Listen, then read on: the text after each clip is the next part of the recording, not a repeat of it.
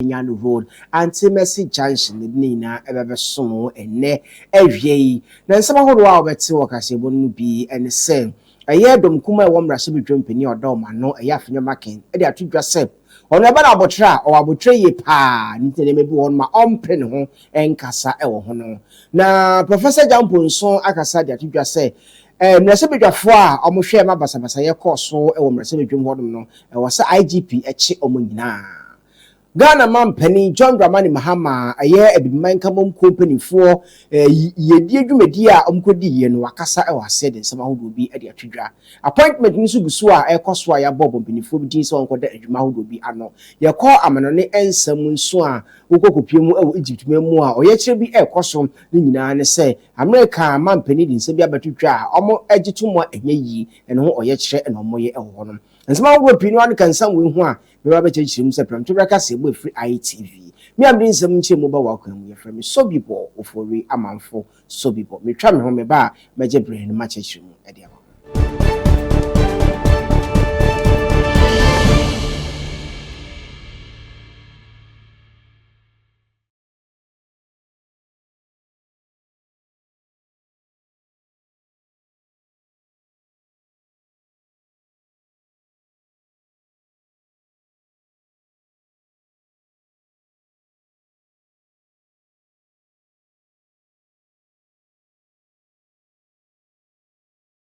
Ora for instance, I say every free a year. Don't come a woman as a dream or manu deni mitre. Ora Alexander Afenya Makin, Sabo Akasachi said, Bana would trade ya one or would trade pa when you may be home. There's now what trading interest or Beshaman you may be aquachosa. Now, when I say be Germany and the cost one or said that no yet or show one and so do be no and shall not feel no so one man home and so a honum or in some way to draw a bra appointment committee in penny fire power. So motion to tow a year, one more boom, ding our babia soft one, I don't know, Basabas ABC, Warrior Wadano, and Reno, no or big so the Becassaye, watch us say, never send me now back or talking into no idea, so who's any uncle, you know, and son and also a manable F. I think in Parliament we are assisted by our clerks, and the clerks are supposed to be non-partisan, and they are supposed to be very neutral. And the practice has been that in all situations, they ensure that both parties, the majority, minority, are well informed. I was once upon a time a majority leader. This same clerk to the appointment committee will insist that until the minority sees a report, she would never ever sign. I ran through a lot of difficulties. There were times I would call her into my office, plead with her that, look, the minority was being unreasonable and government business was delaying. She will say no. If you want to put pressure on her, she will go to the clerk to Parliament. And there were a few times that Mr. Cyril Nsia, who has just retired, will come to me and say, leader, the minority leader, you should engage in. And I knew the difficulty of Ato at the time, because Ato would tell me that their party had taken a decision to oppose us. And they would not cooperate. In view of that, he would even get the draft report and Ato would just not respond to it. This is the same clerk who, when we even needed to advertise for nominees to come for vetting, she would insist that the minority would have to give a go-ahead. You recall that when the judges appeared before us, they came twice. The first time, it was aborted. The second time, they were able to go through the vetting, and their report was never released. Eventually, we left power. 8 Parliament could not pass these judges. Today, we are in opposition. The same clerk. Look, all the reports that we've been, moving on the floor, I don't get to see this recent vetting. Yes. You're saying that all the ministers that you've been able to vet and approve. Let me say it in clear language, not that I'm mixing up and then, you have to repeat my words. I'm saying that all the reports that we've been moving, I see them on the house floor. I keep my calm. Look, I'm a very patient man. Oh. Sometimes people don't get to know me. But with time, those who know me know who I am.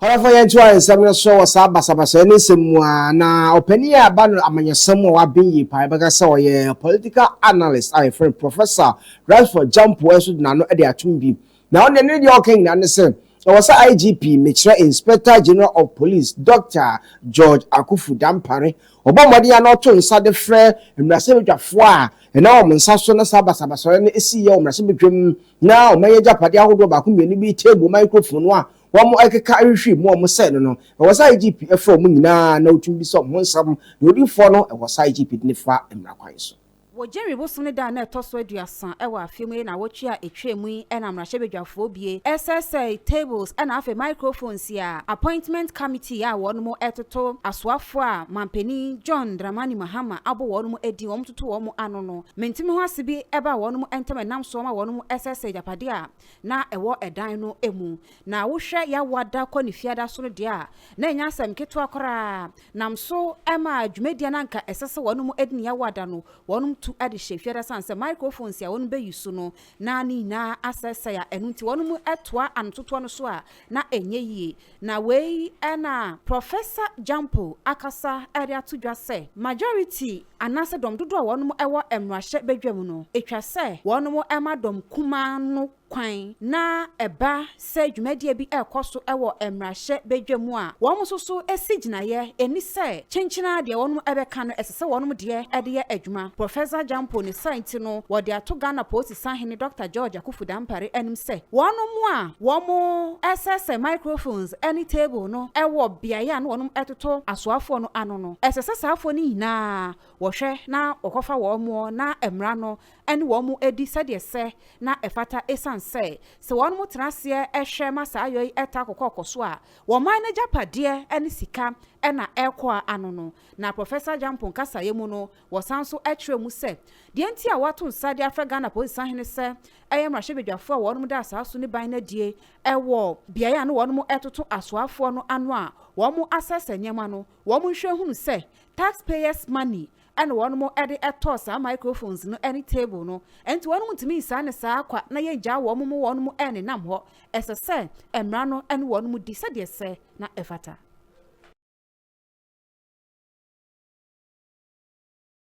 Ora for your free science sem no na fe yen konsama from a Ghana man penny His Excellency John Dramani Mahama or the somehow what they ato ye ebibiman empanifo enim sem we ebibiman mu had my one yema hodo pin one eboa emma nkoman bitum ediyie na so nyina no akoye niema ye nda ne da nyeni ye beka say raw materials na ye twede ko obuni krom na obuni ndiko akoye bribi ho no wi awasan ba beton de amayen eno na omkoko hie mu dwumedi ye 2025 Africa Prosperity Dialogue dwumedi aswo nkramantam fi ba boso ne da na di kan wo kasa na wo kire say ho behia pa say ne friend natural resources no raw materials ni nyina no itumi danda ne ni ebibimamu ha ansana ye betumi akoton e de amobrunia eno betumi abom adwuma aba emasika nso aba. We must move beyond being exporters of raw material to become producers of finished goods, whether it is cocoa in Ghana, oil in Nigeria, copper in Zambia, or diamonds in Botswana.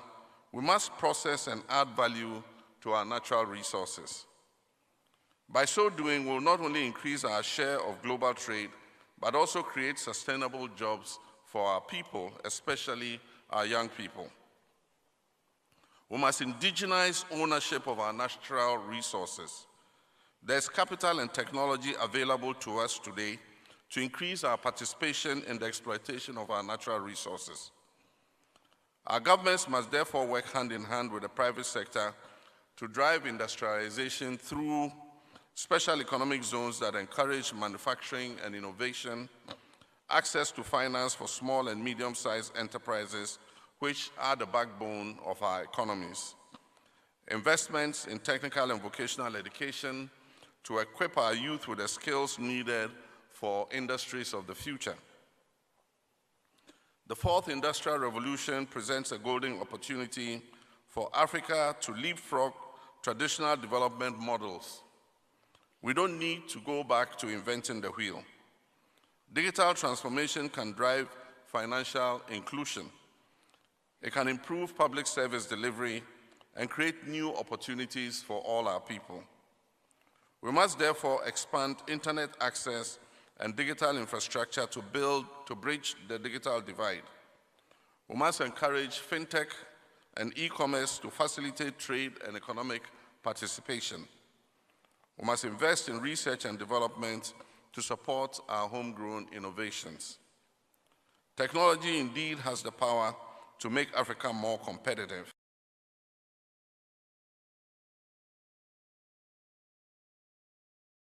Yancho ansam no so work ye mampani John Dramani Mahama ne nsem mu am efribre de to car konwiasa Ghana mampani no mfrasi abobodi ahodo bebre bia ya asoafo mokoda mantama no asoafo koda nwuma ahodo ano nanso no echi no ye mpanimfo bi nso asaso mo da nwuma ahodo ano mo nya asoafo bi esi wu seni mpanimfo ahodo aka eno mu na nam so a Ghana mampani John Dramani Mahama wabo owura po ejeidin se wono na wokwa new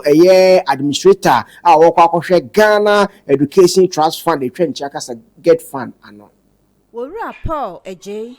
wokita master's degree ewo public administration a woje na bodin kratai ewo University of Bergen Norway a eho en wokoto na disua so wabra wo fi Gempa ekwaje entity ewo ho na wohwa a eyade wo suehunu a wonim di yie pa eba na di suemu a wakọ anim yie papa empo international organizations ahodo wo mama no project ahodo no a esano adwumaso no ene modern bo enti wo experience yie papa eba project ahodo a wonum ede share ne nsa enye no nko World Bank enso so woni wonum aye adwuma pen African Development Bank European Commission ene enyuma ku ahodo ene wonum aye adwuma na se ebeboa ma eba public administration ena afi procurement ejuma beko enkan no wowura Ejei womu ehwe anim se wobetimi aboa ma eba get fania eniema akonkan ma asisi so bibia mbeda hofa enuti ena mampani John Dramani Mahama ehwe ya ohunu se wohwe ne dibre suehunu ene abodin krata ekuta no nyuma ahodo nyumaku ahodo no wanu aye adwuma na wo sefata se wani obi a obetimi aboa na get fan no watumi ede no ato ano watoto niam aye pa na etimi aboa ma Ghana education sector no eniema akonkan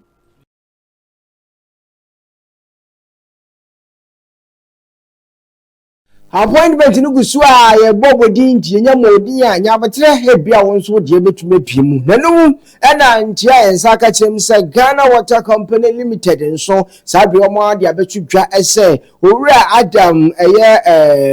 Mutawakilu enso yaboni din so mra meye acting managing director a oba behwe Ghana Water Company dwuma no eso